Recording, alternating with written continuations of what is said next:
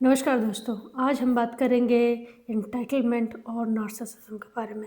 Narcissist वो इंसान होते हैं जो अपने आप से बहुत ज़्यादा प्यार करते हैं और अपने आप को सर्वोपरि समझते हैं।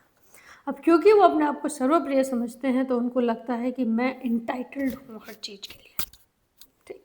कि मैं लाइन में खड़ा होना ही नहीं जानता। हम जहाँ खड़े होते हैं लाइन वहीं से शुरू हो जाती है। Very narcissistic, very entitled.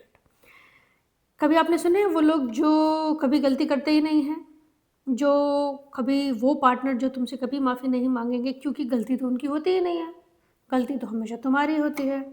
Traffic rules तो वो कभी नहीं फ़ॉलो करेंगे, वो वीआईपी हैं भई, सड़क उनके लिए मुड़ेगी, वो क्यों मुड़ेगी?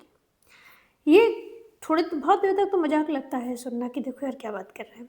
लेकिन अगर ऐसे इंसान के साथ रहना पड़ जाए या उनके साथ काम करना पड़ जाए तो बात गले-गले आ जाती है। क्यों? एक ऐसा बॉस जो हमेशा ही हर चीज़ का क्रेडिट ले लेता है कि भई ये प्रेज़ेंटेशन तो हमने बनाई है, ये प्रोजेक्ट तो हमने किया है, मैंने किया है, हमने नहीं, टीम ने नहीं किया, मैंने किया है। चाहे उसने सिर्फ़ एक सजेशन दी हो और उसके बाद कभी उसने दर्शन भी ना दिया हो, बट दे आर एंटाइटल्ड। या वो पार्टनर जो हमेशा कहता है मैं तुम्हारे लिए हमेशा सब कुछ करता हूँ, तुम कभी समय पर नहीं आती। या वो पेरेंट्स कि हमने पूरी ज़िंदगी लगा दी तुम्हारे पीछे, तो अब तुम्हें हमारी सारी बातें माननी ही पड़ेंगी। तुम वहीं शादी करोगे जहाँ हम कहते हैं क्योंकि हम सही हैं, हमने दुनिया देखी है। या परिवार का वो सदस्य जिसका वर्ड आखिरी होता है कि आज खाने में क्या बनेगा, तुम कौन-सा स्कूल में जाके पढ़ोगे, तुम क्या कपड़े पहनोगे, शादी में कौन जाएगा, कौन-सी गाड़ी खरीदनी है, that person who has the last से, दैट इज़ एंटाइटल्ड नार्सिसिस्ट। वो है ना बड़ा इंटरेस्टिंग सा मेरा वचन ही है शासन टाइप्स कि बस जो इन्होंने कह दिया उसको कोई कॉन्ट्राडिक्ट नहीं कर सकता।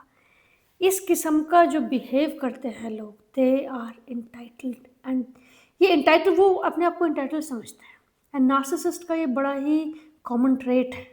तो इस कॉमन ट्रेट के साथ रहना बड़ा मुश्किल है। जैसे कि अगर आप किसी नार्सिसिस्ट के साथ आपको रहना पड़े या आपके परिवार का हिस्सा हैं, तो आपको कंसिस्टेंटली ये सुनने मिलेगा यार तुम ओवर रिएक्ट करते हो चीज़ों पे, यार तुम्हें तो तिल का ताड़ बनाने की आदत है, इसे तो ड्रामे करने की आदत है, ये तो रोज़ ही रोती रहती है वगैरह वगैरह।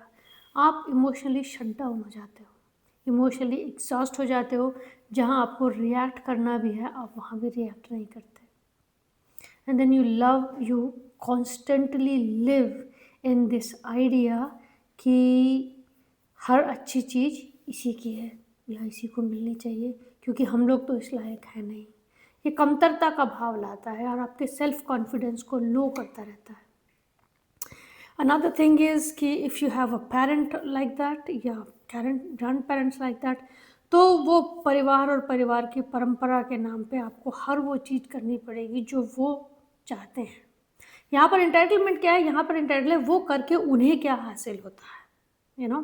If they crush your dream what will they get, अरे तुमको डॉक्टर ही बनना चाहिए, क्यों? क्योंकि हम चाहते हैं कि कहीं फलाना का बेटा ये करता है, या जो उन्होंने करियर सोचा है वही तुमको परस्यू करना है because they are entitled to control you, right?